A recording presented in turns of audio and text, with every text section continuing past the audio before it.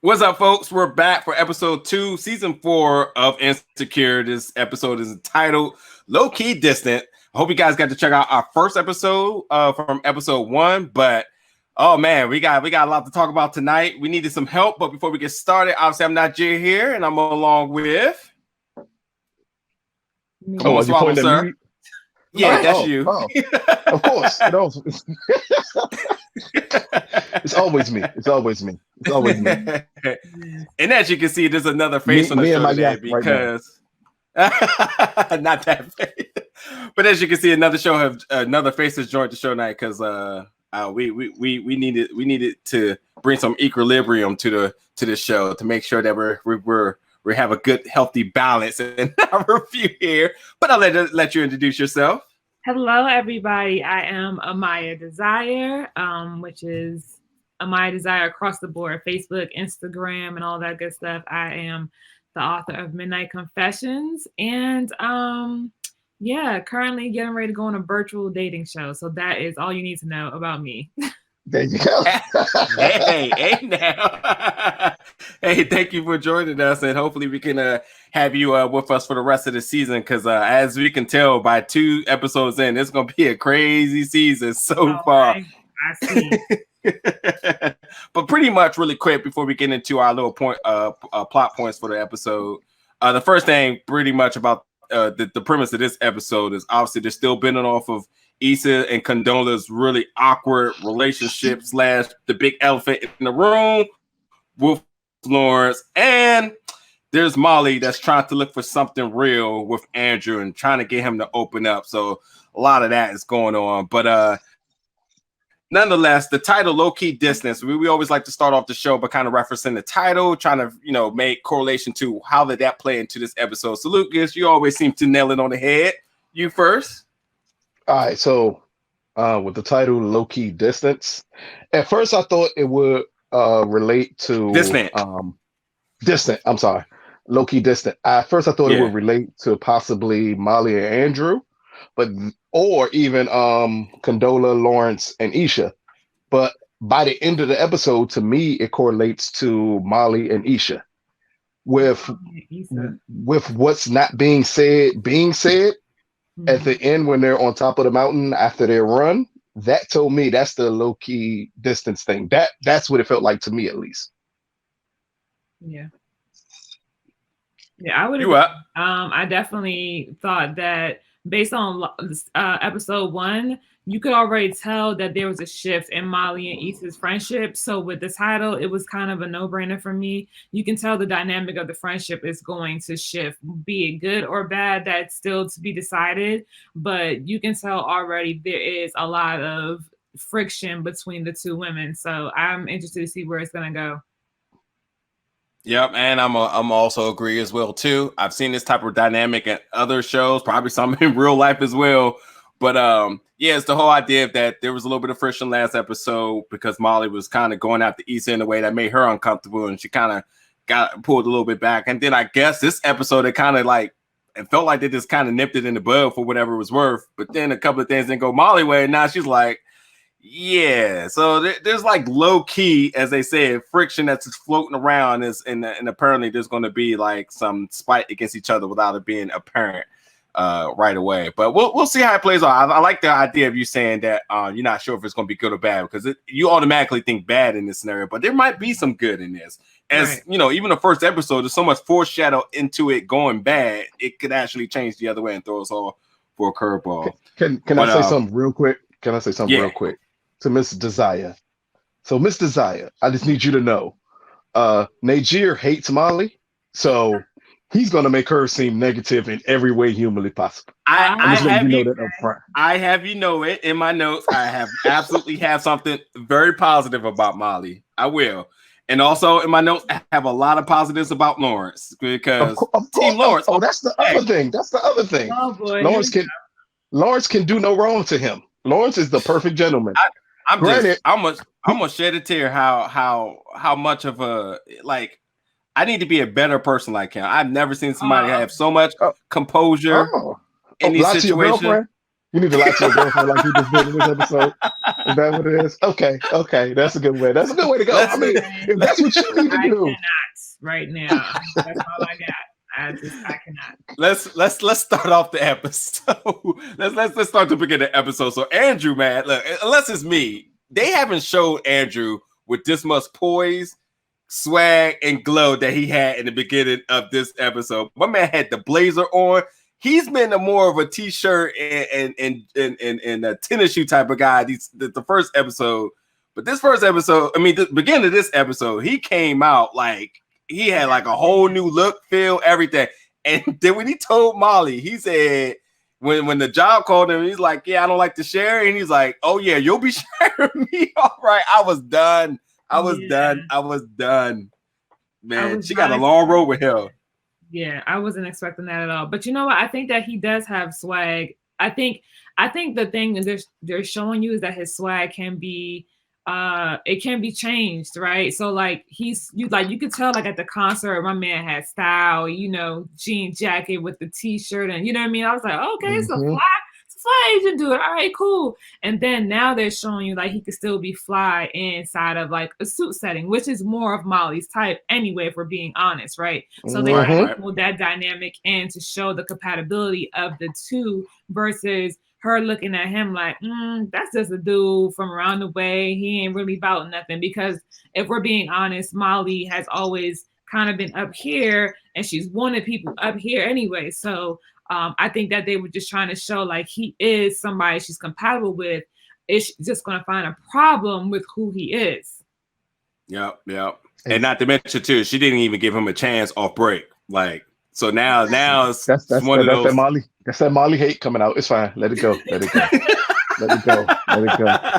Speak to it. Dan. Speak to it. For me, especially at the beginning, their whole progression in this episode, it feels more like this is the type of relationship she needs to have. Mm-hmm. She needs someone that not only will hold her accountable, but that she can hold accountable, and they're playing on equal playing fields. Because that's been the issue with her in any relationship they've shown with her on this show so far, is that it's always been her as the powerful one, her normally as the one right in the situation, and then the guy with the flaws. Right now, they're showing you that Andrew really has no flaws with Molly. Mm-hmm. And I love the way they're playing off of each other right now, because in all honesty, out of every relationship on this show, theirs is the most functional relationship right now. Even though it's in the early stages. I would agree. That's an interesting take there. I definitely see it. I definitely will say the way how it's like kind of conforming right now. It has promise because they both show vulnerability thus far. And I love the accountability point because that's I mean, I think that's a genuine quality that you should have in a friendship. And but it also, I'll get to it in a little bit, but I think that's also something Molly's struggling with as well. As you said, like she likes to be up here and she's used to being the superior one, everyone being inferior. But now that she got somebody eye to eye, it's like, wait a minute, somebody's calling me all my stuff. But we'll get to that a little bit more. Next, kind of progressing in the episode a little bit too. We see Issa and Condola being really awkward still, in all tandem shapes and forms, whether it just be awkward hugs, conversations, and now they're trying to massage out this relationship with being able to discuss Lawrence. Right. I don't know what the problem is. Why are you bringing up Lawrence? He had nothing to do with this. He's not even there. Why they gotta start trouble with Lawrence? I'm gonna let Issa speak on that because right. As a woman, if I meet another woman who has previously dated my my current boyfriend, right? There is an awkwardness that happens almost immediately, right? And it's not because there's any animosity or like dislike or hate, but there's this thing of like, there could be a myriad of reasons, like oh, she's better than me. He upgraded. We've had a lot of that conversation about how like Lawrence upgraded, right? While Issa is kind of still in this wishy-washy phase. Yeah. But the idea that, these women are doing business together, there was a group conversation we had last week, and they were like, oh, well, why would Issa need to be her friend? I'm like, this is business, right? And you develop these relationships with somebody where, you don't know what their background is, and then you find out something like this. So I think them bringing up Lawrence, first of all, let's say this, they brought up Lawrence in a very casual, playful way. Mm-hmm. Could have went in and been like, da, you know what I mean? Because like Issa could have did that, and then Condola could have felt some type of way about it, but she chose not to, right? They played the character so that she didn't do that. So it's a very playful way of saying like, hey, let's not be awkward. The man don't like mayo, or he likes mayo on his French fries, right? Like that's nothing big. So I think that they did that to show like there is a way for them to build the bridge and communicate and work together without there being any awkwardness. And at this point, they've been broken up for, I don't know, let's just say a year, right? And so time has passed and things are changing on both parts. So they did that to show like, hey, we don't have to be petty, because in most shows or most movies, there's a pettiness between the two women. Yeah. There's catty, you know what I mean? So I think that they did a really good job at just playing it almost like, I want to say normal for me. I know it may not be normal for other women, but for me, I don't really feel the need to badmouth somebody who I've moved on from, or, whatever the case is. So I think that them doing that was just saying like, cool, all right, let's move forward. Yeah. Exactly. All jokes aside, no, absolutely love that scene, because it did show a lot of maturity. And I think from a viewer standpoint, you take the stigma away that two adults, yet alone Black African Americans, women, can sit there and be civilized in a situation like that, in that atmosphere, on that subject. It was powerfully speaking without having to put so much emphasis on it. And they both, and I will say they both were, I won't say vulnerable, but they both were like pretty sincere about the awkwardness that it caused for the two of them, but they're both willingness to want to progress about it. So I love the scene 100%. Yeah. Now, y'all said that so eloquently. Let me be shadeful and messy for a minute. This is why Lawrence is a dirty dude. This is exactly why he's a dirty dude. Again, they handled that situation as grown-ups. As one person dating someone else who's letting that relationship go, and at the same exact time, them two attempting to become friends, and they handled it like grown people. Lawrence handled it like a man who, in all honesty, is not over his past relationship. Because there would literally be no reason for him to be nervous, like uncomfortable with Condola telling him, like, well, me and Issa talked about that. If that's the case, it is what it is. Like, if I'm over her and she's not throwing dirt on my name to the person I'm trying to build a relationship with, I wouldn't mind. There will also be no reason to sneak behind my girl's back to have a meeting with my ex-girl. Like, you're opening up way too many doors right there. And that's what I mean. He's a messy bottom here. I'm telling you. I'm telling you. I wasn't even gonna get to this yet, but I'll just have to just say, number one, the biggest issue with Lawrence is not him. It is his array of light-skinned friends that he are around. Those two dudes are the worst people to. Derek is absolutely a mess in asking anything. So that's his problem. He sits there and he tries to have the social roundings with his friends with the brews and the sports on. We all do that. But they out here are so toxic in they don't even take it serious at that. So he's not getting informative information that can lead him into to doing the right thing. Unlike how Molly and Issa are both able to have at that party, a group of four people with all different points, and they're good things to really bounce your consciences off of. Lawrence is with two dudes who are just full of themselves, already got their own shit. Their advice is just trash. It doesn't help. So he's going to shoot in the dark a rack of times. I'm gonna say this, and then I'm gonna let Mr. Zaya pick up off of this, because I think it's highly important here. As men, we've all heard the term, and I'm gonna use I cuss, but like vulgar terms here. When you meet a girl who quote unquote is a hoe, or a girl who's not a hoe, but all her friends are hoes, you be like, well, if you not a hoe and all your friends is hoes, why the hell are y'all hanging out with each other? Like, y'all travel in packs. Right. It's the same thing with Lawrence in this situation. His friends are dogs. How the hell are you not a dog and you're hanging out with dogs? That makes no sense. And I think that I think the writers are actually playing off of that stereotype of the way men view women and flipping it with all the men being dogs and him portraying the role as the honest, good friend. Right. I think that Lawrence, Lawrence has no reason to be worried, right? If we're going to be honest about the situation, Issa cheated on him, right? So you have nothing to even, what could she say besides, well, he didn't do anything for my birthday, so I went out and cheated on him, right? So he technically doesn't have anything to worry about.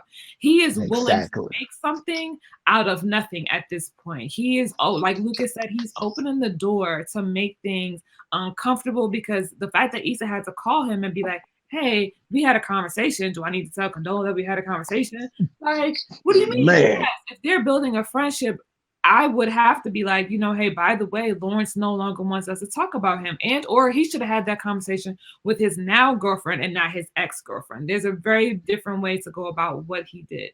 Secondly, in reference to his friends, you get to pick and choose your friends, right? And so he's choosing to hang around with dogs. And while I do not think that Lawrence is a bad guy, he's also not a good guy. He is what I like to call a fuckboy, just very nicely.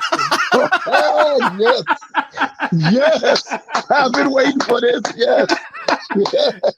Well, I'll be back to Lawrence in a second, but I will say too, just going back to the house party too, there was a lot of shade going on in that room about Molly and her being able to go celibate with Andrew, and no one's giving her a chance. So I'm gonna throw it to you guys real quick. How many episodes we giving her till she's back in it? Listen. Did you see the way that she looked on the phone during the end of the episode? Ready, I got ready. And I don't believe him. I don't believe him one bit. One bit. I haven't figured out his character yet, so I won't judge yet. I'll give him a few more episodes. One episode and she back in it. Matter of fact, the beginning of that episode. I'll say this because the writers of this show are slick. And if you pay attention to the end of the episode, again, that conversation her and Issa had at the end of the episode, and the progression of her character, this is actually something they may want her character to do because it shows growth in that character. Right. Again, if she's going to have a healthy relationship, she has to cut away all the things that she's done in the past that's led to unhealthy relationships. So I think they can actually play it, and I think they will play it with her holding out on Andrew and wanting to build something deeper with him, while Issa is in her mess. It just shows a contradiction of each character, because in all honesty, even though Issa didn't have her career together, for a lot of times we assumed at least she had a control of her love life, and Molly was just the opposite, where she had control of her career, but her love life was completely in shambles. Right. And I think this is the growth of showing that now Molly has grown to that point, and that's the strain on their friendship. At least that's what it looks like after 2 episodes, and that's what the writers are heading to with this season. I'm curious about this for sure. Is our I'm just gonna say my man TSA, bro. He 2 episodes in. He 2 for 2.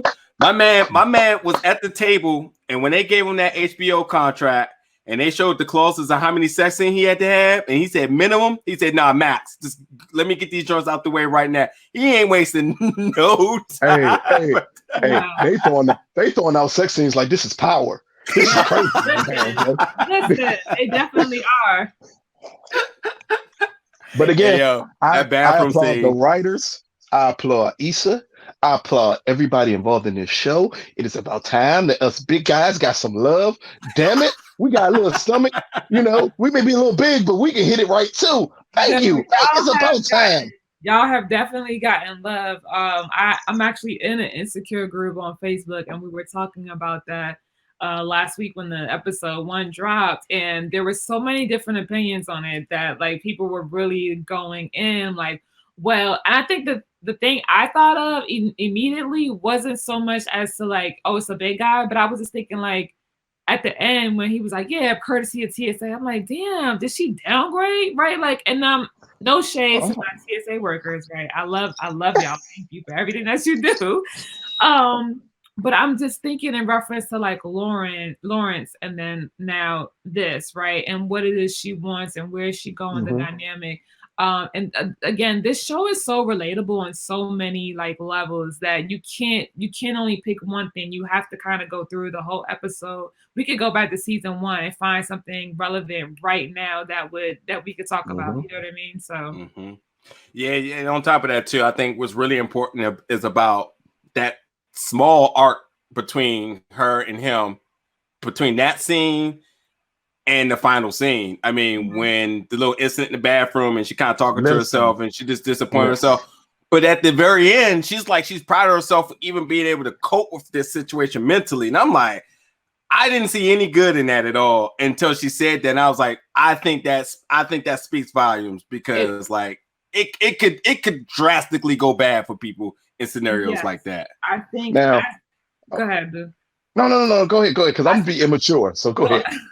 As a woman, that scene was almost powerful in a way, because again, men know that most women we link our box, right, with our emotions, and so to have that moment where you could say like, I did this and like I'm disappointed, but also like there was growth in that. Like, how can you be better? It is mental. It's a mental like switch up that she had to do. So she had that one moment. She was like, I'm disappointed, and then she had to pull back and be like, but yeah, I'm proud of that growth that you did, because that could have went a whole different way, and we would have had a whole different Issa at the end of the episode.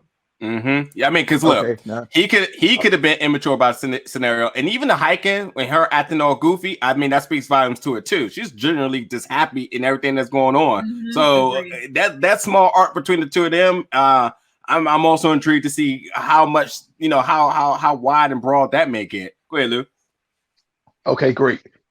And this is my immature conversation. I don't know how a condom just magically slips off unless you're wearing a condom that's way too big for you to wear. So it was hilarious to me. Again, if they would have said the condom broke, I'm like, oh, okay, I can get that. By saying it completely came off, I mean, I don't want to put nobody on the spot here, but Miss Desire. It's baggy. Thank you. Thank you. Because that's what I'm thinking. Like you're a regular Trojan dude, and you thought I'm gonna go with the Magnums, and then that happened. Other than that, how does that happen? I mean, maybe Najir, maybe you can speak on it. Maybe that's happened to you before. Nah, never. I don't know. Exactly. I don't get that. I took it for show props. That's all it was. It was a hilarious plotted scene. That in all honesty, here being serious, in real life, I've heard stories from women of this happening before. Yeah, I have. And yeah, it just threw me off when he said, "Oh, the condom was on, it ain't on no more." I'm like, wait a minute, wouldn't you feel that? Like, it just threw me off a little bit. Hey, it'd be so. I guarantee you, he's probably available for interviews. I was like, man, talk us through that scene, man. It's really dope, actually. Yeah, for a very small character, his character is very relatable to a lot of people. Yeah, he's, in all honesty, and I'm not saying he's an ugly guy, nor am I judging guys' looks, but in all honesty, if you look at the rest of the cast, he's the most ordinary looking person besides Issa in the cast. Yeah. So definitely. It's between him and the other friend. I'm right now losing her name. I'll say this too, really quick, and also too, he's the one person to me who don't give that whole persona of a LA person, which makes him relatable across the board. Agreed. So. And also, even bringing up on what Miss Desire said when she brought up the point of it possibly being a downgrade from him to Lawrence. Think about it in a situation where when Issa was with Lawrence, he was on the couch for 5 years doing nothing. He is actually a progression from her other past relationships, whether it be Lawrence, whether it be Nate, whether it be Daniel. I don't think anybody. He's a stable force. Yeah. It's again. I wasn't, and I'm not gonna lie. Before me and Najir decided to do this show, I'm not a big fan of Insecure. It lost me at season 2, but it is gaining me with this season with the way they are writing the characters and the way they are being relatable. Mm-hmm. I think that's what it struggled for me with season 2. It struggled in that aspect. It started to pick it up in season 3, and right now it's nailing it for me in season 4. Fair point. Speaking of relatable characters, now who the hell can relate with this guy that Molly's working with here? My man ain't for the small talk. He ain't for the advice.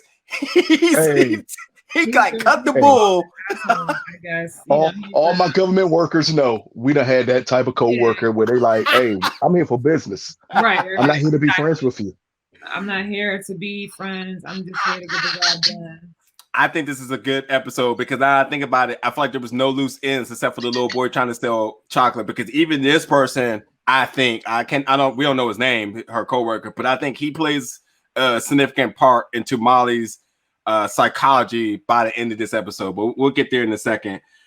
So at this point now is when Lawrence and Condola had to talk about being uncomfortable and stuff like that. So we spoke a little bit about that, and now Lawrence gears are kind of turning about, how to handle the situation, what to do, what to think. But then, like I said, then after that, then he goes and kicks it with his boys and get advice, which that was just absolutely useless because that went nowhere. It's funny too, Lou, you didn't bring up Derek's fiance or wife. Yes. Yeah. Mm-hmm. So I mean, as much as you say how she isn't really, trustworthy on that end, he's not really trustworthy on it. I think it's safe to say he's a complete dog. Yeah, we understand that about him, though. I'm saying negate that whole relationship that's out of every scenario at this point now. Anything that's coming from the two of them just cannot be trusted, if you ask me. The healthiest relationships on this show so far in 4 years now has been Molly and Andrew at number 2, which is sad because this has just started, and Dro and his wife. Those are the 2 healthiest relationships that this show has shown, because those are the only times we've seen the couples be bluntly honest with one another. I can't like, that's Dro. it.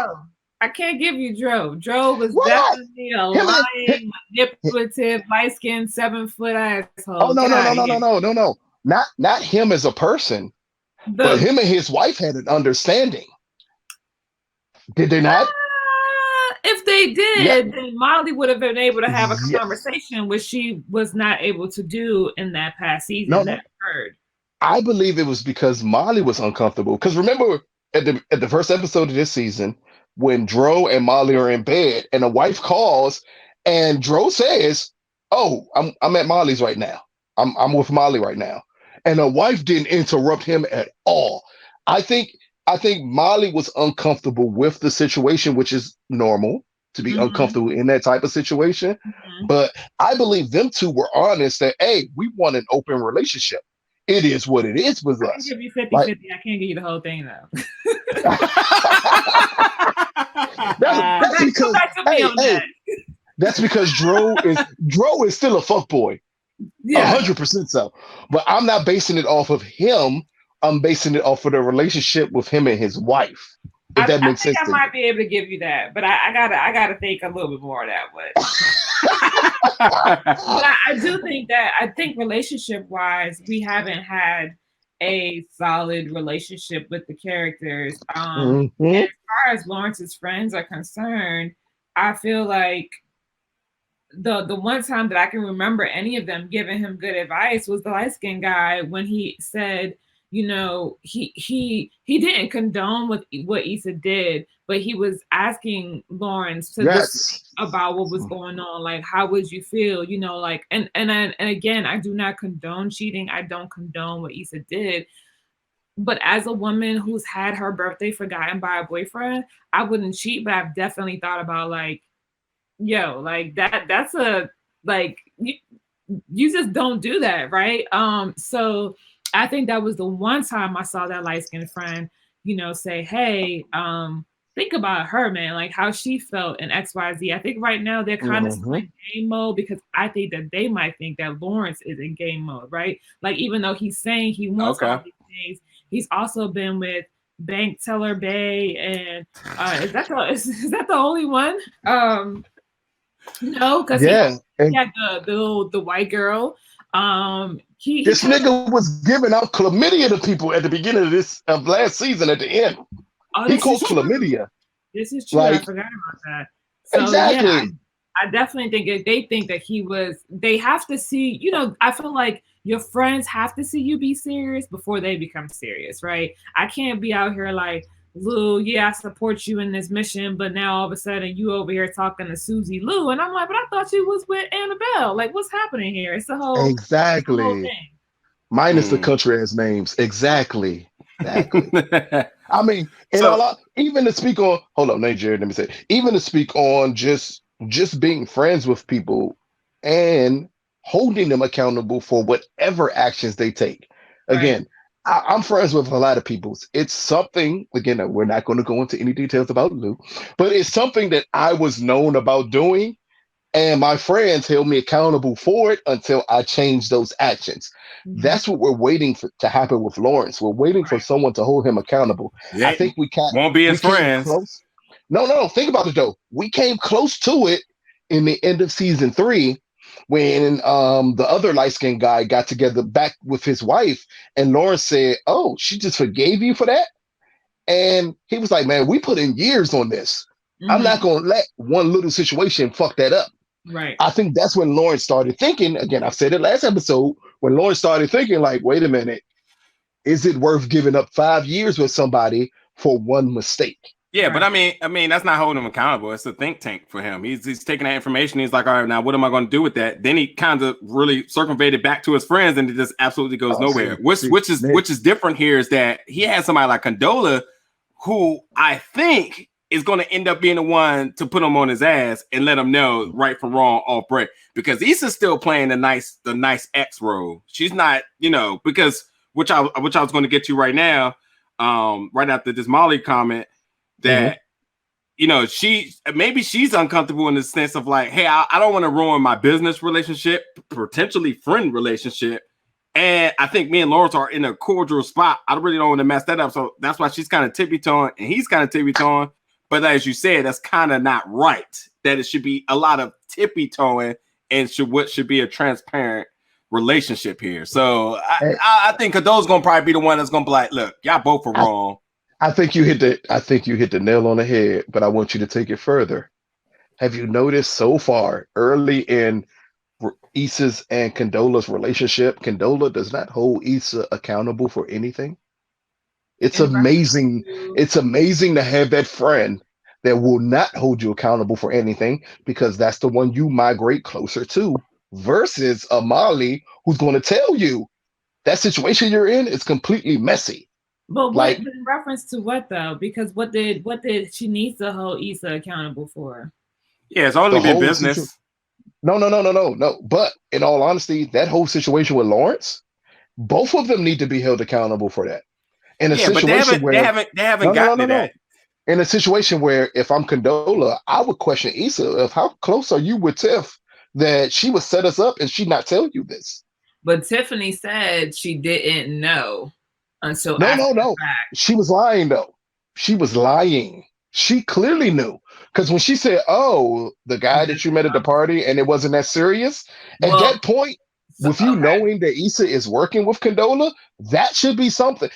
If I'm friends with somebody and I set up something, I'm going to let you know when I'm noticing, oh, you're working with this person. Hey, by the way, I did attempt to set them two up. I don't know if it worked out, but I did attempt to do it. I think that's a conversation for Condola to have with Tiffany, not with Issa. And I'll say why, right? Because Issa came into it blind, right? She had no idea that conversation had taken place, which is why she gave Tiffany that look that she did last episode, right? Like, so you knew and you didn't tell me. So one, Issa needs to have a conversation with Tiff. Condola needs to have a conversation with Tiff. There needs to be conversations all around. What I will say in reference to what Najir said is that I honestly feel like this is not the first time we've seen Issa tiptoe. If you ask me, Issa is a people pleaser. She does not know how to say. That's what I was getting to. Yes, stand up for herself, and she will prefer to let her friendships kind of flow on their own until they reach that wave that crashes, and then you have to have a full-blown conversation. So really and truly, Issa still needs to find a way to navigate herself and like her feelings to be able to stand up for herself. And to be honest about that, because you have to do that.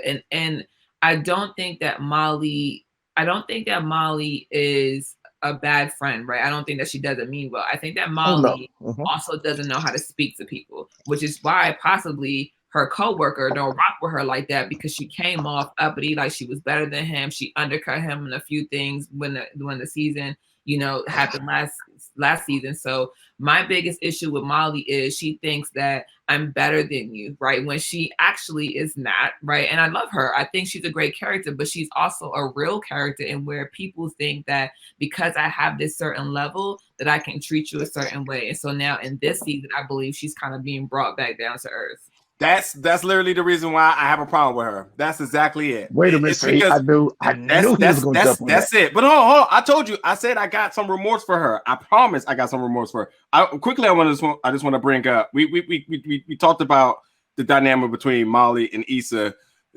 all the storm that's brewing behind there. Is there anything else to really make besides just obviously jealousy, maybe some envy between that whole dynamic of them ordering lunch? And the whole menu thing, the awkward hug, and Molly just kind of being off to the side, like, wait, what is happening here? It still showed the same thing that I said before. To me, it's showing the same thing. Again, I think Isha, I'm intoxicated, so I'm just gonna say names that I know. Yeah, I know, and not Issa, but Isha, Miss Amaya Desire. Issa, she said, ISSA. No, that's Issa. No, but then Isha is her. Like, yeah, again, I'm calling names I know. Isha, I think, said it. Put the nail on the head when she said that Issa is a people pleaser. Now, for friends that I've had that are people pleasers, what pleases them more than anything is to meet someone who will never, ever disrupt them from being a people pleaser. And to me, that's Condola with Issa. That's why they click so well, it seems, because it's so surface right now. I don't know about that. That seems fine now, but that ain't. That's what I mean. That's what I mean, though. Think about it. When I said it, it's because it's surface right now. Yeah, you don't get deep with friends at the beginning. But with her and Molly has passed that surface level with Issa. There is nothing surface at this point between them two. So she's looking at her. Not only is she looking at her like, oh, so you really rock with this, bro? Like, all of this is you? Not only that, but she's also like, this doesn't seem real to me between you two. Because she knows that Issa still has feelings for Lawrence. That is obvious. And it's been obvious since season 3 that she still wants to actually be with Lawrence. And she's trying to play the nice guy here. But you can't play the nice guy with a new friend when you want to still be with the man that she's with. So that's humanly impossible. So quick question real quick, and I'll throw this out to all the listeners really fast. Do y'all feel like Issa and Condola's relationship is business centric, or is there actually a legitimate friendship here that they're just trying to establish outside of everything that's going on? For me, I'll just answer and say that I feel like there was a lot of companionship within the business, but now that they're taking it into that other business and pleasure category and they're trying to formulate a real friendship, this is where it all goes down. So I feel like Issa, as a people pleaser, is blurring that line of business and friends and completely thinking friends. I think Condola is still legitimately thinking business here. I think she's centrically trying to do the right thing by accomplishing the goals as far as the business and the goal and the vision with that, but also establishing a working relationship with Issa that Issa's trying to metabolize into an organic friendship. So you guys let us know in the comments what you think about that. You guys go ahead. I'm gonna let Isha answer that because I'm not going to say that. I think it started off as business, right? So here's what I'll say. You ever like got to a job and you met your coworker, but your coworker was real cool, and then you were like, dang, I could actually hang out with this person. I think that might have been the vibe that happened with them. Like, she started with Condola being the person that she needed to help her get the block party jumped off. In the midst of, she was like, dang, Condola is pretty cool. Condola obviously felt the same way, like, dang, Issa is cool. They connected, they kept pushing it forward, but then that personal line was tested when they found out that Issa and Lawrence used to date, and now that Condola was dating him. So I do think that the dynamic is that they both genuinely kind of want to see if they could build a friendship, but knowing that they have to be business, first and foremost. I'll say that I don't necessarily think that Condola will not hold Issa accountable, but I think that she would do it in a way that Issa is no longer receptive to Molly, right? So Molly's conversation with Issa last episode, to me, was uncalled for, right? For one, Issa was having a major night, right? If I just won the Emmy Award, don't come over here talking about your boyfriend cheated on me. You know what I mean? I'm just using that as an example, right? So for Issa to be having such a great night, and Molly to come over and, say like, oh, you really doing that? That's real messy. Think about it though. Was Issa being messy? I think she was being professional. I have a goal in mind. This is about money. This is about the community. This is something that we decided we were going to do. I'm not about to let, what happened with Lawrence have an impact on our friendship, because obviously he ain't worried about me in that sense, right? And so I need to make sure that I'm doing what needs to be done. So I don't think that Condola is a pushover. I think that she could have a healthy, deep conversation with Issa, but she also does not know Issa like that yet, right? So I could not have a friend for a few weeks come to me unless it was absolutely necessary and serious to be like, yo, XYZ, because I wouldn't take it the right way. But Issa is now also, again, like I said, she's a people pleaser, so she's a little soft. She's now realizing she doesn't like the way Molly talks to her, and that is going to be an issue and something that probably will show up in the rest of the episodes for the season. I'm not going to emphasize any more on it. Check out last week's episode, because that's literally a lot of what I said about Molly, and just if it's not about her, then it's a goddamn problem. And when that night was all Issa, that night, as she said, Issa did something not just for self that was good, but it was monumental for the city. It was a hell of a night for everybody.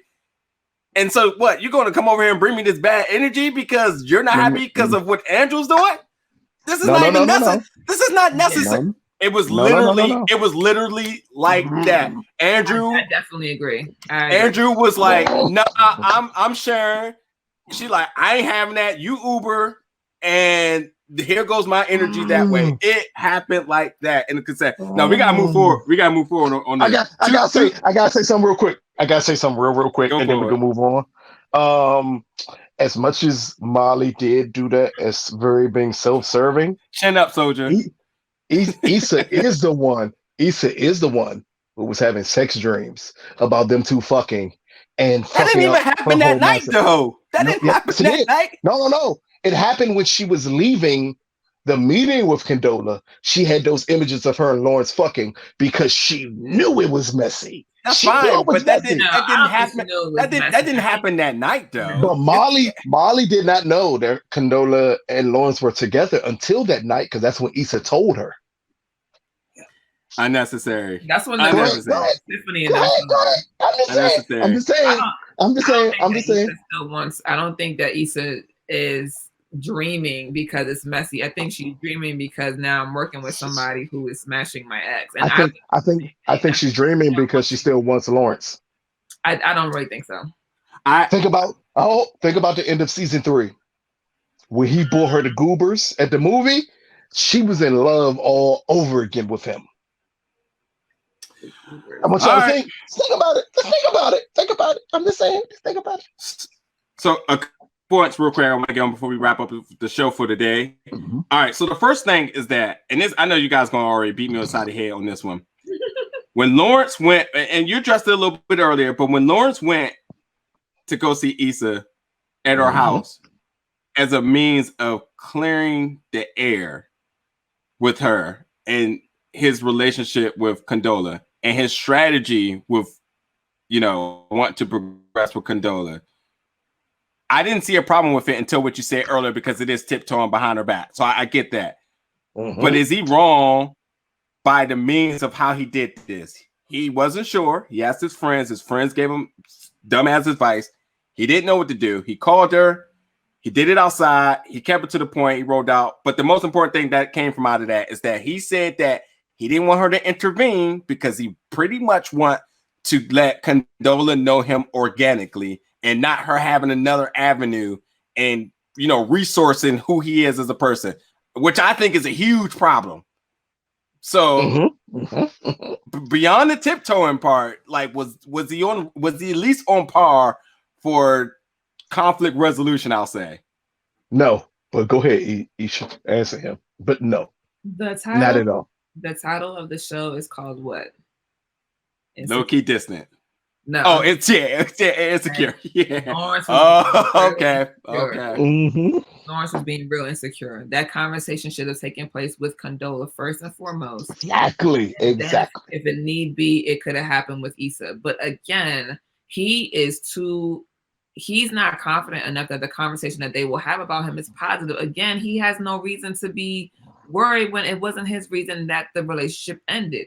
However, if you want to have a conversation like that with Issa, you need to have that conversation with the both of them. If you really wanted to do it, right? Do it in one full swoop. Like, hey, let's get together. I don't appreciate it. But he's not dating Issa. That conversation should have been with Condola. Hey, I'm dating you. I know that you and Issa are cool, but you know, I would really love the opportunity for you to get to know me first and foremost without any of the, and again, both ladies said the same exact thing. We talked about you, but we ain't talk about you like that. Dude, you like mayo with your french fries. You know what I'm saying? There wasn't no alternate, to me, there wasn't no alternate conversation or no ulterior motive. And so I think that he was absolutely irresponsible with what he just did because he just opened a gateway that will possibly make things messy, that could possibly end his relationship with Condola, because now if I were her, I can't trust you, right? Yeah. And you know what? And to his advantage here, I'll say that I feel like possibly that he thinks that he's doing it wrong because he feels like he knows where his feelings and alliances lie, because he definitely did give her the short end of the stick when she called. He was like, yeah, I'm gonna get off the phone. So I feel like there's a moral compass within himself, especially again the timeline of how he did things. He's like, I don't know what to do. Ask my friends. He laid it on the table for him. They gave bad advice. However, he wants to take that, and then he went probably where he was most comfortable. But to your point, Condola has already displayed twice now that she is completely approachable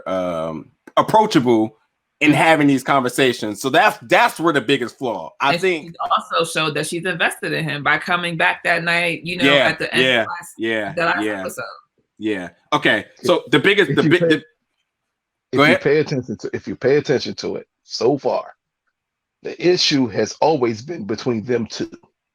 Because when he approached her again, I don't take one scene into account as much as over at least the last couple of them, which is to me going all the way back to the movie, The Last Dragon showing, and the way he treated Issa then to the way they're going now. I still believe the reason he's short with her because he had feelings with her. The reason he went to Issa is because he has feelings for Issa.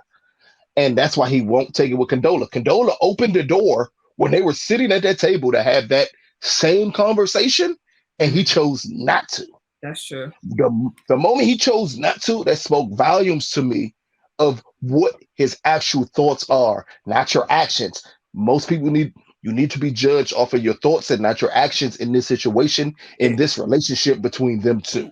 And I think because of that, he doesn't know what to do. I think he still has feelings for Issa, and he feels he can't tell Condola that. Issa clearly still has feelings for him. She's not going to tell Condola that. Condola is the innocent bystander in their mess right now.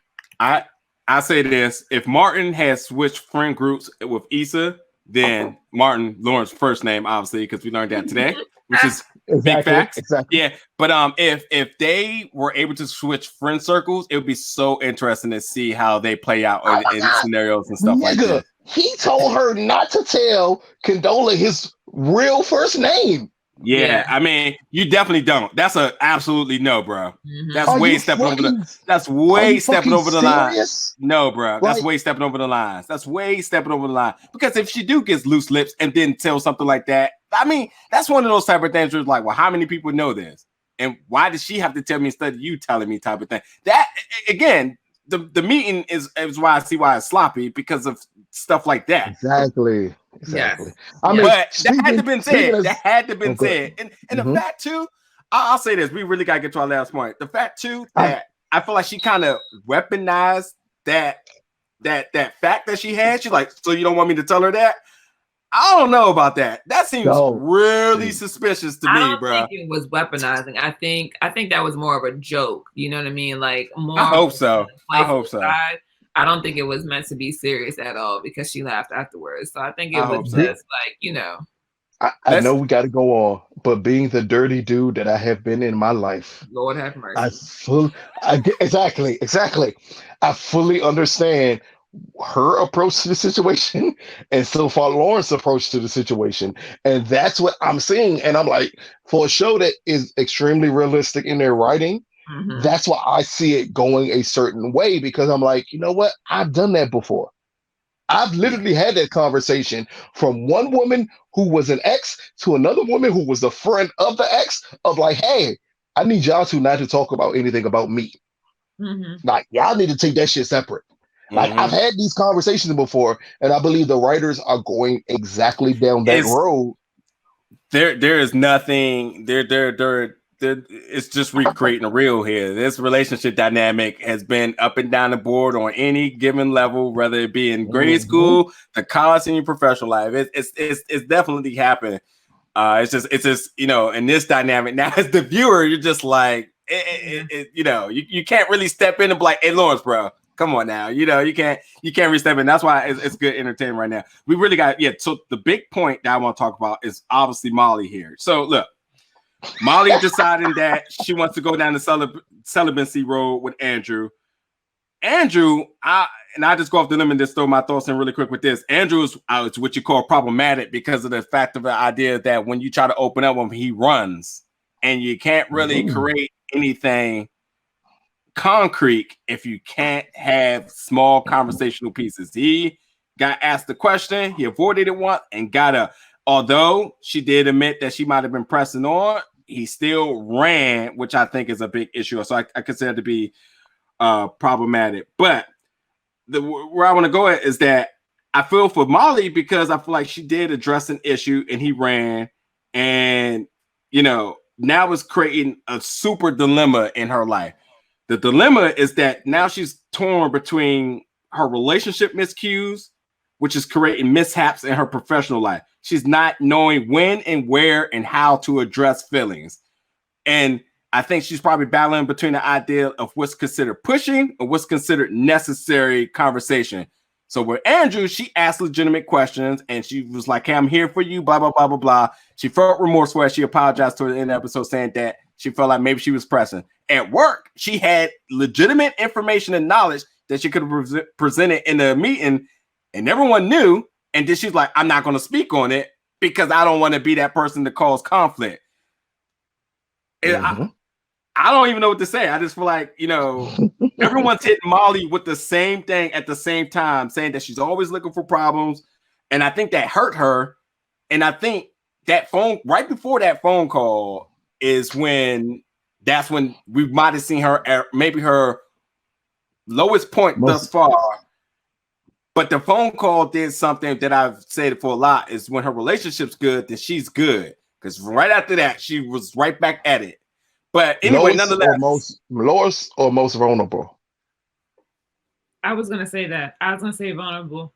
Exactly. I think that's her most vulnerable part. Yeah, because again, Molly is always going to be allocated as the alpha in everything. Her friend group, at work, as she portrays most of the time, and obviously her relationships, always being the superior person working with the inferior guys. This is uncharted territory here because everybody is pointing fingers at her, saying you're problematic on every level. But again, I sympathize for her because I feel like she's just trying to open up. And it's just causing miscues, and she's misfiring in all directions. And not to mention now her clutch in Issa they're at conflict. So yeah, so for the last mixer for this episode, real quick, let's talk about Molly. What's your thoughts on this stuff? So I will say this. My thoughts are that Molly is what I like to call cold, right? Not because she wants to be cold, right? I'm gonna say that I feel like throughout her character, she has been somebody who's displayed what I like to call like I got a handle on my emotions, when really those are the people who do not have handles on their emotions, right? I think at this point, Molly is saying that obviously that coldness, that love, like I got it, the standoffish, I'm a boss, the center is not working for her. She wants to be more liked. She wants to be well liked at work. She wants to be in a relationship. She wants her friends to see her in a different light. So in turn, she has to do some internal searching and decide, okay, so this version of Molly is not working. How do I upgrade, right? She's trying to go from Molly 1.0 to Molly 2.0 at this point. I feel as though Andrew running, yes, I want to say typically this would be a red flag. However, I will give him one more episode based on the conversation that they had on the phone, because he seems like this is, for me, what he said is something that I've heard from men before. Some men do not know how to open up. They aren't accustomed to being in situations where they're kind of forced to open up. So I have to give him some sort of like leeway with that. And I think that Molly is also learning and being honest about how she really feels.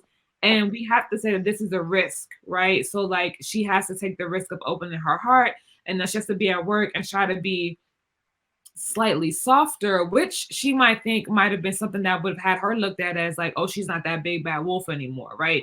And again, I'll take it back to something that I've been told as a youngin, is that you catch way more bees with honey than you do with vinegar. And she's learning to navigate herself differently, so that way people will be more receptive to her. The comment that she made to Issa in episode 1 is not the Molly that we want to see. We want to see her elevate to something better, where she can have a conversation with her friend where it doesn't look like she's condemning or downing her friend, right? The idea of friendship and or relationship is that you want to be built up. If I come to you and you have nothing but negative things to say about me, or if something happens and you still have nothing but negative things to say about me, then that's not really going to work, because eventually somebody wants more. And I think that's where Molly is trying to go. She's trying to navigate how do I be better without being so asshole-ish, right? She's a little bit of a douche, so she's got to get over that.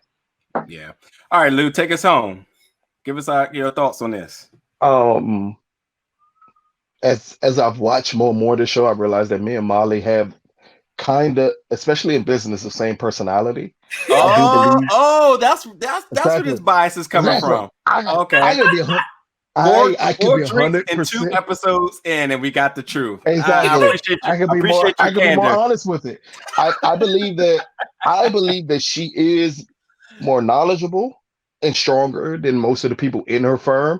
So when you have that personality, it's hard to pull back when you're looking at people who don't know as much as you do. And then what happens is, when you have friends who hold you accountable at times to your shit, it is hard to translate that to the business world. And that's her relationship with Torrent, is that she knew something that was going to make him look like a fool, and she couldn't speak on it. I believe with her and Issa, it's gotten to the point where she feels that it's no longer necessary to speak on her relationship issues, because she feels she's outgrown that friendship. And it's hard to say it, it's hard to understand it, and it's hard to realize it. But once you get to that point, you know that friendship has to be defined in a different way. The whole time, again, at the end of it, when they're on that jog at the end of the mountain, when she finishes a conversation with Andrew, and you hear Issa talking about the most messiest situation humanly possible with TSA Bay, and I can't mess around with him. He already got 2 kids and a third one on the way. At that point, it clicks to her like, oh, we aren't on the same level. I can't have these type of conversations with you. And I think that's going to end up being the progression of Molly in this season, is realizing no matter how much I love my best friend, it's certain things I can't discuss with my best friend. And I believe, male or female, because again, I have a female best friend that I know I can't have those type of conversations with because I understand what level she is in life versus what level I am in life. And it literally has nothing to do with your career. It has to do with your mindset at that point. She feels she can't have those conversations with Issa anymore. And I think that's where the show changes. And that's where the writers brilliantly have forecast since episode 7 of season 3. They forecasted going down this path between those two characters. So I don't see the flaws that Najir sees in Molly because, again, I know this character. I know these flaws. I understand her mindset in everything that she does. It is very hard to be vulnerable in situations. And again, as Issa said, it's hard. Issa and Isha is really throwing me off here. But it's hard when you pay attention to the early seasons of Insecure, when they actually showed Molly's family and how responsible she is to her family, to understand why she's the person she is in season 4. So I think again, the progression of the character has been beautifully done by the writers, but it leaves gaps for people who may didn't see the early seasons to understand that we're seeing the progression of Molly and Issa still being stuck in the same place. And how does that relationship maintain itself? Yeah, that's spoken like a true Molly Mark right there. Like run the campaign for her, Molly 2020, because I was with you for a little bit. I was with him for a little bit. He's like, I got him, and then he just started preaching. Y'all can hate. Y'all can hate. Y'all can hate all y'all want to. But I will say both of y'all. Molly has not had the most successful relationships on this show. Not at all. Not at all. Don't be pointing a finger. So do not be pointing. That's my whole thing. Not at all. Molly she might be growing, right? But she still has no right to show up and shit on Issa and judge all that. Yeah, but that's and you're talking about Issa's in the same place. She's doing something for the city that is being displayed. No. Here's the thing, though. Never mistake what I'm doing in business versus the person that I am. What? What are you talking about? We just spoke about her maturity as a person. Issa is doing everything for the city.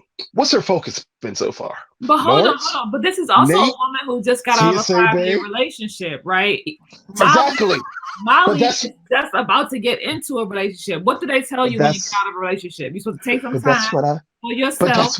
But that's what I mean by being the same person. She got out of that relationship and jumped right into a very messy situation with Daniel. Immediately, she jumped into that situation. Meanwhile, so that messy situation with Daniel, she jumped directly into it after her situation with Lawrence. So I'm not gonna let you campaign for her and add an extra 10 minutes of your philosophy and Bible.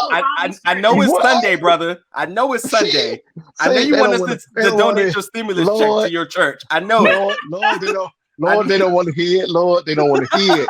They know not what they do, Lord. They know not what they do. I understand. I'm just gonna let it go. I'm gonna let the season progress. And y'all are gonna see it. And when y'all see it, just let's say, Lou, you was right. That's all I ask. We have a lot more episodes to cover. Hopefully, we can keep the team together. This was absolutely a pleasure. Just for next episode, Lou, just change your name down to Molly, just so it's very clear to the viewers who you are. But I'm Team Molly all the way. I don't care what nobody says. We know. But yeah, look, everybody, let us know in the comments after you view the episode what you think. Let us know if you're Team Molly, Team Issa in this. We might as well just start this whole thing going on here. And every other feedback, thoughts that you have about this episode. So again, we got plenty more episodes we want to cover for you guys. So as always, thank you for listening. And it was a pleasure having you on My Desire. You're amazing. We're going to make sure we have your information in the description, and hopefully you're back for the other episodes as well. But for here and for us and for our hour mark, because Lou is ready to give us another, subscribe to his Patreon and get the extra 30 minutes about how Molly is God. And because Jack Lou was about to give y'all everything about Molly. But we're gonna leave that alone. We're gonna wait till next episode. Yo, thank y'all for listening in. We'll catch y'all next week.